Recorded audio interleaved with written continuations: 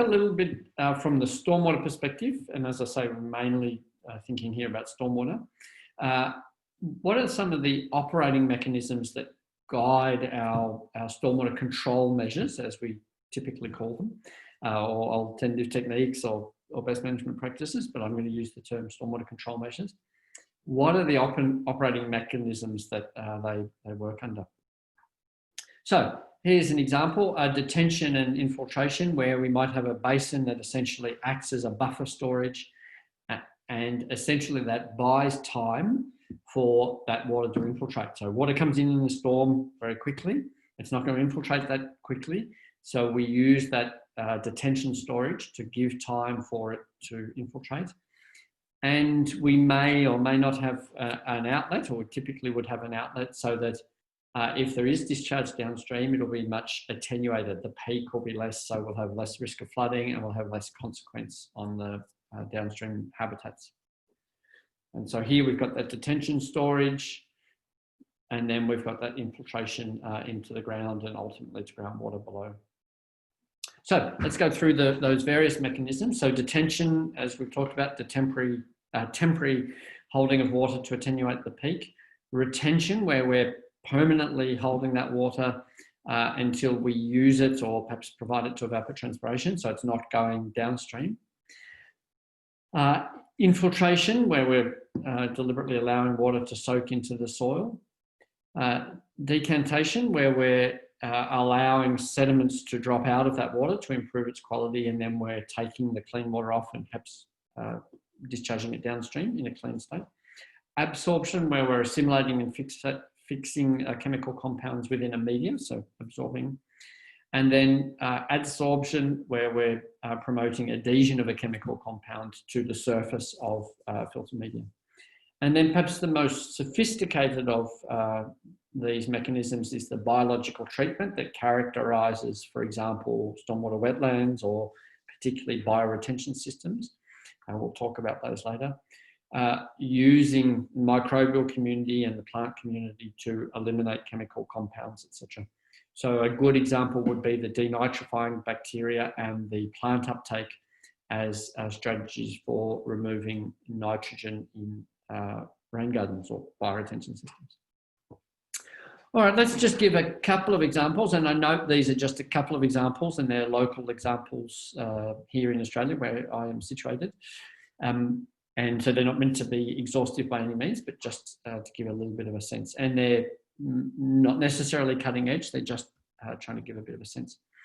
So the Docklands area of Melbourne was an area that was obviously docks, and it was rehabilitated to become a sort of business and residential precinct, quite a dense urban area. And they implemented a whole range of systems, including these simple tree pits, where you've basically got a little cut in the curb where water flows into this tree pit, soaks into the soil around the tree. In this case, they've got an under drain, and the water is then, the treated water or the filtered water is then collected in the under drain and discharged to the receiving waters. And obviously that's watering the tree all the time. So it serves as a passive irrigation of the tree, reducing the need for irrigation, manual irrigation or automated irrigation. That Docklands precinct has a number of little wetlands constructed as well, very kind of hard urban edge in this, what is fairly dense environment. And with a very strong focus on the sort of urban form and the amenity to enhance the landscape. One thing that at the time was probably fairly cutting edge for this project was the implementation of really significant stormwater harvesting, in this case using a subsurface storage. And that means all of the runoff from this area treated through those wetlands and tree pits, etc., is then collected here and then used for a whole range of non-potable purposes. Distributed through a separate pipe system, and with appropriate treatment, in this case, a whole lot of filtration and then ultraviolet disinfection. An example, perhaps at a different scale and a different sort of urban density, is this Aurora development to the north of Melbourne, sort of typical outer urban development, quite a large number of homes. And this development was characterised by really quite substantial integrated water management, considering both wastewater and stormwater. So here you'll see the conceptual diagram for wastewater, really quite comprehensive. So all of the water from the house, so from toilet, washing machine, etc., goes into a treatment system. It's then put in a buffer storage and then piped back in what's called a third pipe. So water, wastewater, and then a second water supply. Back into the house for non-potable purposes, in this case, toilet flushing and outdoor use.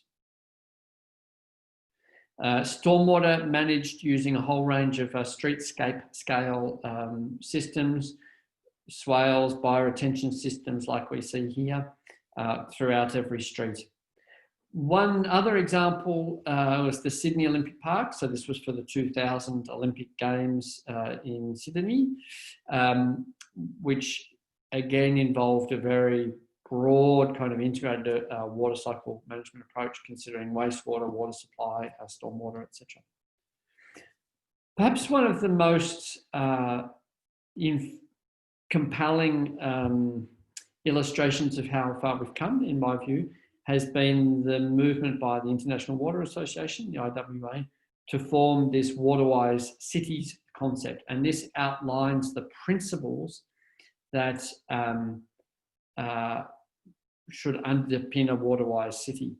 I note that this convention, for want of a better term, this agreement, sorry, is signed by both Lyon, where my colleague Frederic comes from, but also my own city, Melbourne, and then a whole range of cities around the world. It's been very popularly adopted, in part because I think it outlines really compelling concepts, but it's also been very well communicated. So it has 4 levels of action: regenerative water services, water sensitive urban design, basin connected cities, the idea of cities kind of understanding their role in a catchment and how we can optimize that, and waterwise communities. So really thinking about the role of the community in the water problem. And ultimately, unless citizens feel engaged and empowered, we're not going to see that drive to change. It uses 5 building blocks around vision, governance, knowledge and capacity, both of the community and of the professionals, and then both planning and implementation tools to allow that to happen. So I'd strongly encourage you to have a look at this IWA-network.org project, Waterwise Cities, which explains this well